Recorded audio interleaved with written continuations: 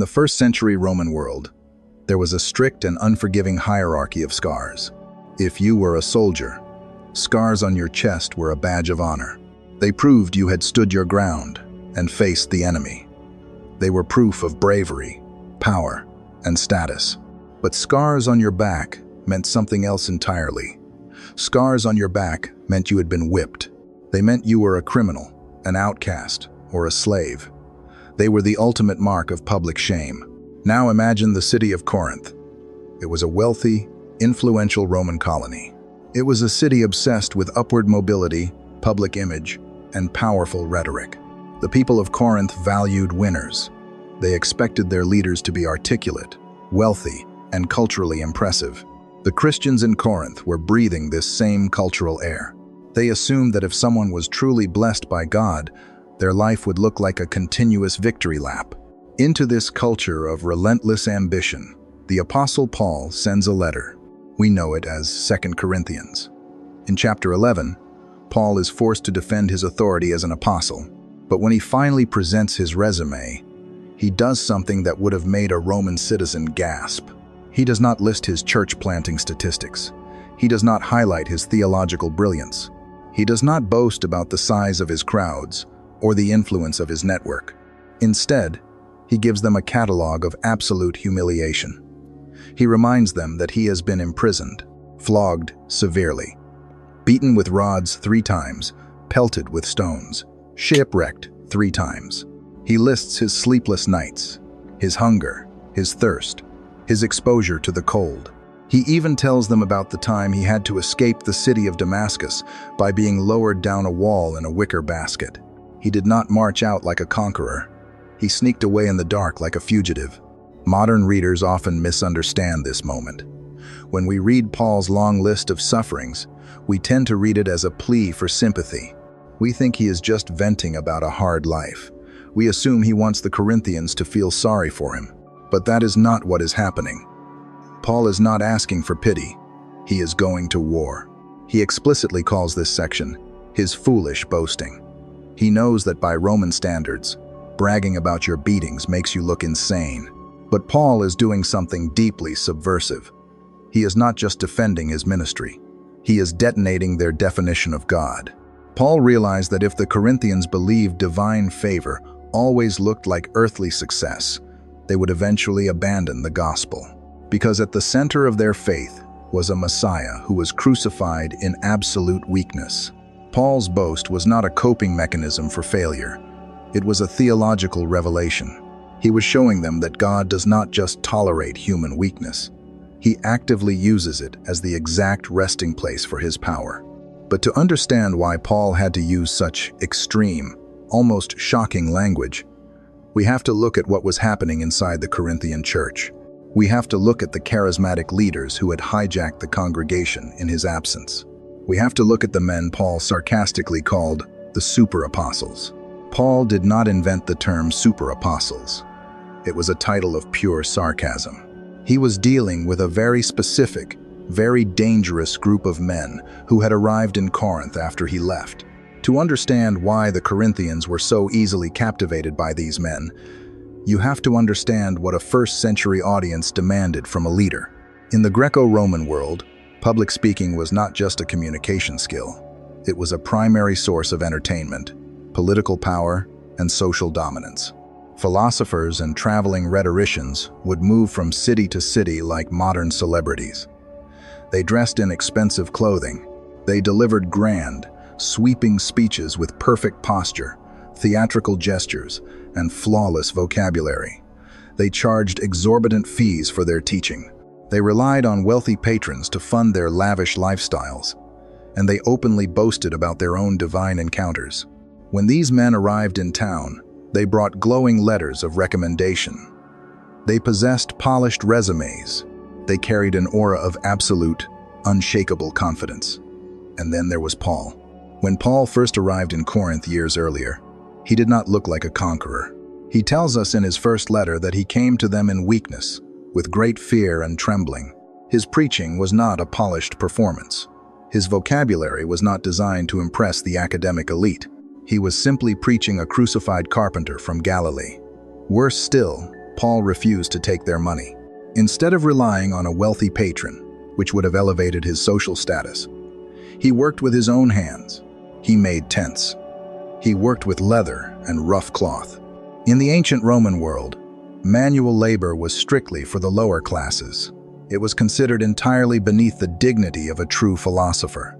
So when the super apostles showed up, they looked exactly like what the Corinthians thought a blessed leader should be. They were loud, they were wealthy, they were powerful, and they looked at Paul and laughed. They told the Corinthian church that Paul was a fraud, an amateur, a coward, a man whose letters were weighty and forceful from a distance, but whose physical presence was weak, and whose speaking amounted to nothing.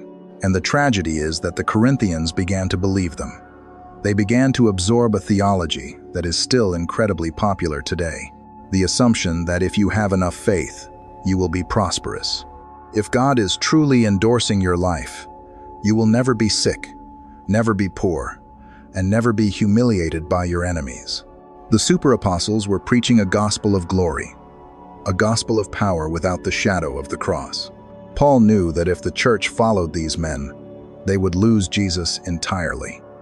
He had to respond. He had to defend his authority as a true apostle.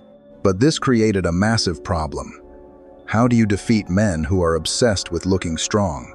If Paul tried to play their game, if he tried to outboast them with his own academic achievements or spiritual experiences, he would be validating their broken system. He would be agreeing with their premise that the most impressive, most polished man wins. So Paul does the exact opposite.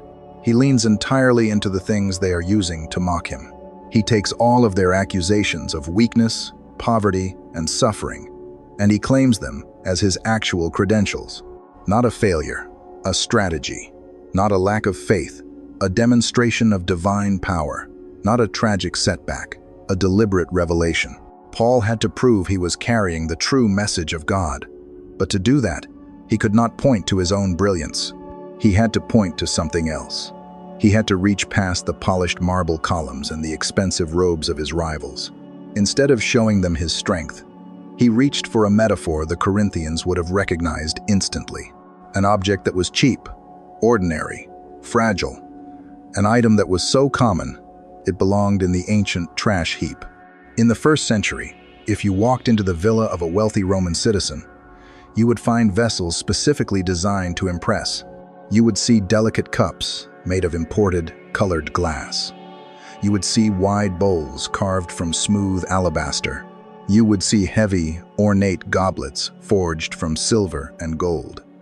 These were objects of status. They were placed on tables to be admired. They were carefully protected. But if you stepped out of the dining room and went into the kitchen, or out into the busy marketplace, or down by the shipping docks, you would find something else entirely. You would find rough, unglazed, baked terracotta pots, jars of clay. In the ancient Mediterranean world, ordinary clay pots were the equivalent of modern cardboard boxes or plastic bags. They were incredibly cheap. They were painfully fragile. They were strictly utilitarian. You used them to carry daily water, to store dry grain, or to transport common olive oil. When they inevitably cracked, you did not carefully repair them. You simply smashed them, threw the broken shards into the street, and bought another one for a few copper coins. They were completely unremarkable. They were designed to be overlooked, and this is exactly the image Paul chooses in 2 Corinthians chapter 4, verse 7. He writes, "But we have this treasure in jars of clay, to show that this all-surpassing power is from God and not from us." That sounds like a simple statement of humility. It is not. It is a devastating theological critique. The rival leaders in Corinth, the super apostles, believed that if you were carrying a divine message, you needed to look like a golden vessel. You needed to be flawless, impressive, and unbreakable. Your life needed to match the majesty of your God. But Paul understands a deeper, more dangerous biblical truth. If you put a brilliant light inside a golden lamp, people will praise the gold. If you put a priceless diamond inside a jewel-encrusted box, people will marvel at the box. God's power is so overwhelming, so absolute, that it requires a fragile, unimpressive container. Otherwise, the audience will inevitably confuse the human messenger with the divine creator. This is not a random metaphor Paul invented on the spot. This is one of the oldest patterns in Scripture. God formed the first human from the dust of the ground. When he needed to rescue Israel from Egypt, he did not choose a polished Egyptian orator. He chose Moses, a fugitive who felt he could not speak well. When he needed to defeat an invading army, he told Gideon to shrink his forces down to 300 men, holding literally torches hidden inside clay jars. Not a golden chalice, a dirt pot, not to hide the glory, to prove exactly where the glory comes from. The super apostles were spending all their time and energy trying to turn themselves into golden vessels. They were constantly trying to hide their flaws, polish their rhetoric, and accumulate wealth to prove God was with them. They thought strength was the total absence of weakness. Paul is showing the Corinthians that their theology is upside down. God is not looking for a display of human gold. He prefers the dust. But this is where the letter takes a sharp, intense turn. The image of the clay jar is beautiful. It dismantles the idea that a Christian leader must be socially elite or physically flawless. But a jar is still just a metaphor. It is an illustration. The super apostles could easily brush it off as a clever rhetorical trick from a man trying to excuse his own failures. To completely shatter the Corinthian obsession with power, Paul could not just use poetry. He had to prove the theology. He had to point directly to his own body. He had to pull back the curtain and reveal the most painful, humiliating limitation in his own life. In 2 Corinthians chapter 11, verse 30, Paul makes a statement that completely reverses the rules of ancient debate. He writes, "If I must boast, I will boast of the things that show my weakness." To understand how shocking this is, we have to look closely at the word he uses. The word is astheneia. It comes from the Greek language. In ordinary usage, it simply meant a lack of strength. It could describe physical sickness, bodily frailty, or circumstantial powerlessness. But when modern English readers see the word weakness, we tend to hear something different. We often connect weakness to moral failure. We think of a character flaw, a temptation we cannot resist, a lack of willpower. But that is not what Paul is talking about. Astheneia does not mean sin. It means limitation. The super apostles had looked at Paul and diagnosed him with astheneia. They pointed out that his body was battered. They noted that his public speaking lacked overwhelming force. They saw his poverty, his constant suffering, and his physical illnesses, and they concluded that he was weak. In their theology, a man filled with the Spirit of God should radiate unbroken vitality. To them, astheneia was proof of divine abandonment. Paul's response is breathtaking. He does not deny the diagnosis. He embraces it. He essentially looks at his critics and says, "You are exactly right. I am profoundly, undeniably weak." But then he makes a critical theological distinction that changes how we read the rest of the letter. Paul separates moral failure from human frailty. God hates sin, but God does not hate limitation. Limitation is not a design flaw. It is the original design. Even in the Garden of Eden, before the fall, humans were made of dust. They needed sleep. They needed food. They were finite. They were built with boundaries. The super apostles were trying to transcend their human limitations. They wanted to be like gods, untouchable, invincible, and entirely self-sufficient. Paul realized that the desire to escape astheneia is not an elevation of faith. It is an echo of the oldest rebellion in the human heart. It is the desire to no longer need God. So Paul decides to boast in his frailty. He points to his lack of strength as the very evidence that whatever is happening through his life cannot be credited to him. Not a character flaw, a physical reality, not a moral failure, a necessary boundary. But Paul is not finished. Up until this point, he has been speaking about his weakness in general terms. He has mentioned his beatings, his shipwrecks, and his poverty. But as the letter enters chapter 12, the tone shifts. The theology becomes intimately, painfully personal. Paul moves away from the broader idea of astheneia, and focuses on one specific, acute source of suffering in his own body. He is about to describe a moment of intense, isolating agony, a physical reality that he desperately wanted to escape, a pain so sharp and so persistent that he broke down and begged God to take it away. For 2,000 years, scholars, doctors, and theologians have been trying to diagnose the Apostle Paul. They have pored over the text of 2 Corinthians chapter 12, searching for clues. They want to know the exact nature of the agonizing pain Paul describes when he talks about a thorn in his flesh. The word Paul uses is skolops. It comes from the Greek language. While modern English translations soften it to the word thorn, the original word carries a much heavier, sharper weight. In ancient literature, it did not just mean a tiny splinter you could pull out with tweezers. It could describe a sharp, wooden stake, a piece of jagged wood, something driven deep into the flesh that causes continuous, inescapable pain. Because Paul uses such intense, physical language, people have always wanted to know what the thorn actually was. Many scholars have guessed. Some argue it was a painful, deteriorating eye condition, pointing to clues in his letter to the Galatians. Some suggest it was recurring malaria or a severe neurological condition. Later, tradition sometimes connects the biblical imagery of thorns to relentless personal enemies or spiritual oppression. But the biblical text itself does not tell us directly, and that silence is not an accident. If Paul had named a specific, first-century medical disease, then only people with that exact disease would see themselves in the story. By leaving the thorn unnamed, it becomes a universal pattern. It becomes a space where anyone who is carrying an unhealed wound, a physical limitation, or a chronic sorrow can step directly into the text. What matters is not what the thorn was. What matters is what the thorn did. Paul says it was given to him. He calls it a messenger of Satan sent to torment him. But he also recognizes that it was ultimately allowed by God to keep him from becoming conceited. Because Paul had been given profound spiritual revelations, the thorn acted as a heavy anchor. It kept him painfully tethered to his own humanity. It kept the clay jar from pretending to be gold.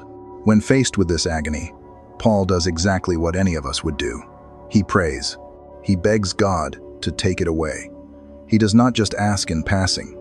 He tells us that he pleaded with the Lord 3 times to remove it entirely. He wanted the limitation gone. He wanted the pain to stop. This is the critical moment in the letter.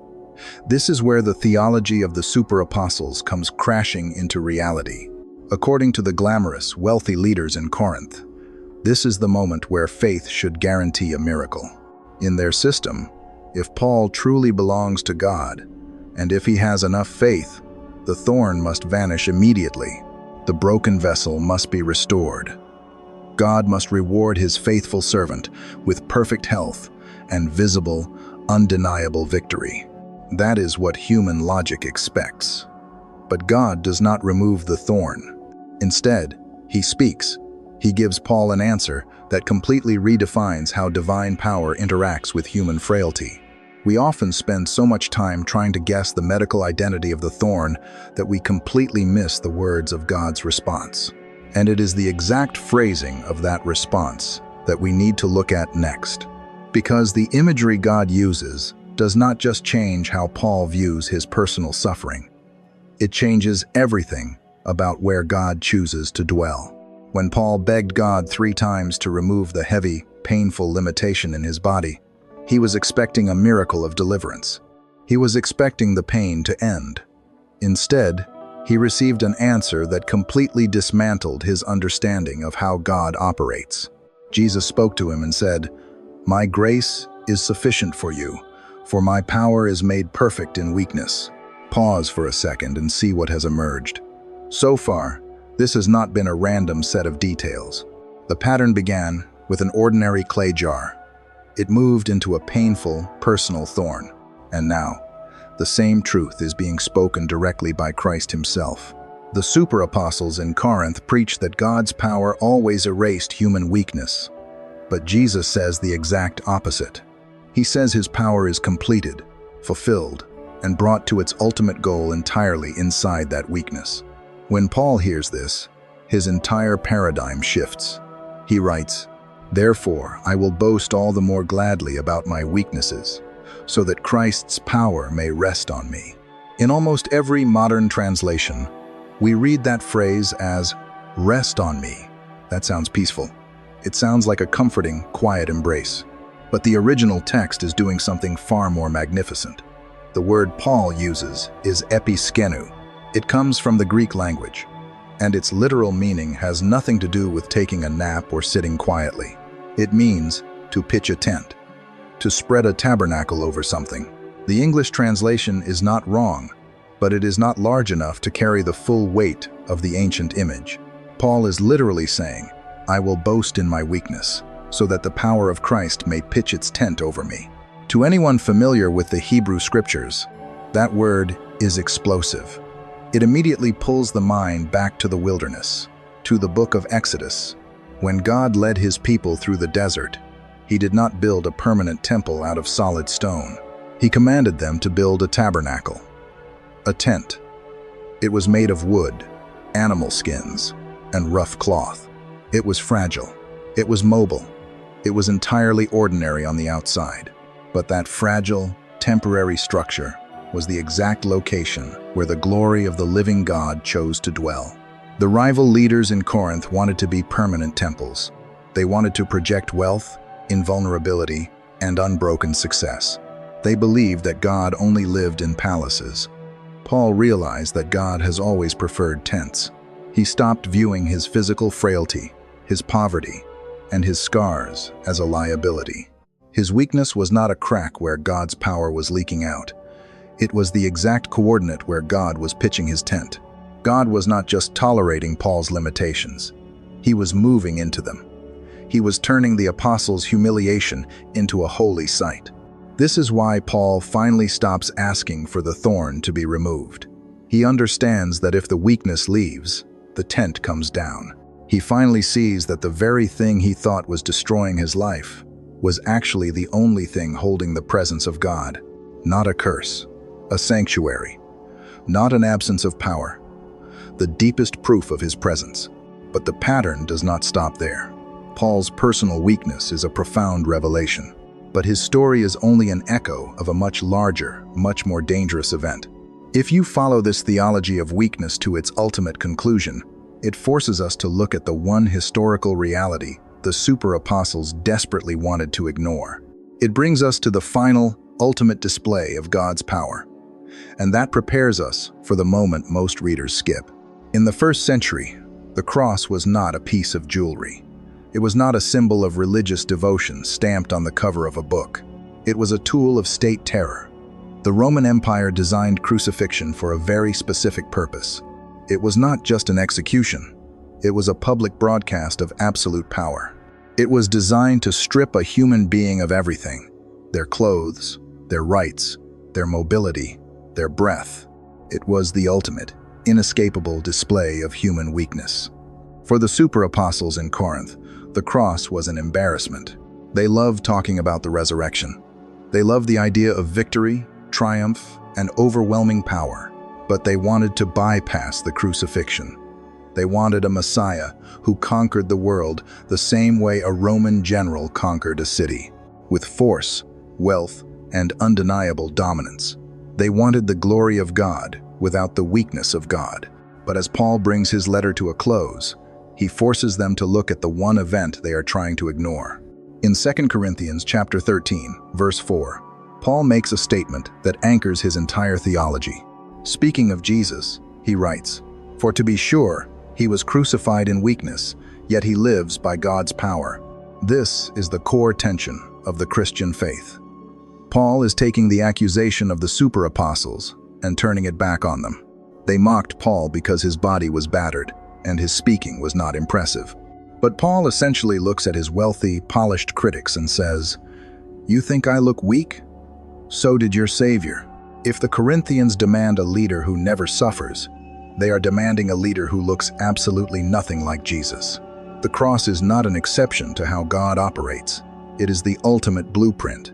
When God decided to save the world, He did not split the sky with a legion of angels and obliterate his enemies with a display of terrifying cosmic force. He did not arrive in an impenetrable golden fortress. He allowed himself to be subjected to astheneia, to frailty, to limitation. He allowed his hands to be pinned to a piece of rough wood. This is the deepest revelation of the letter. The pattern we have been tracing was never just about Paul's personal life. The clay jars were not just a clever metaphor. The thorn in the flesh was not just a personal medical issue. They were echoes of the cross. Paul realized that his own battered body was actually participating in the story of Jesus. His weakness was not a sign that he had failed to have enough faith. His weakness was proof that he was walking the exact same path his master had walked. The super apostles wanted to build a kingdom of unbroken conquerors. But Paul knew that the kingdom of God is built entirely out of broken things. God's power does not operate the way human power operates. Human power demands that you hide your flaws, conquer your rivals, and project absolute certainty. Human power builds statues out of marble and demands to be served. God's power descends. It lowers itself.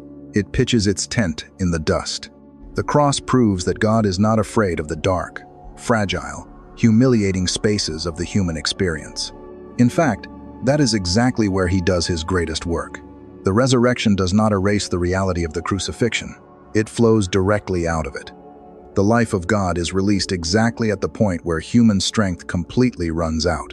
And once you see this pattern from the clay jars, to the thorn, to the cross, the way you view your own limitations will never be the same.